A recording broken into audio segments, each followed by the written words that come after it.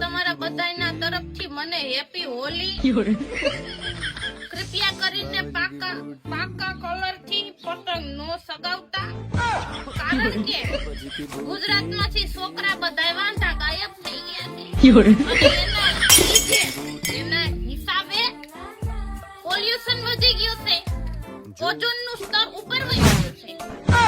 એટલે રક્ષાબંધન આપણા દેશનો રાષ્ટ્રીય પક્ષી છે અને હાગમતે રાખડીયું બાંધવાનું અને હોળી રમવાથી શરમાવાનું નહીં.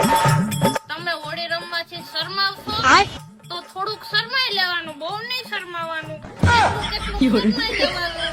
બાકી જય સીતારામ, રામ રામ બધાયને ને જય વાંઢા સાહેબ.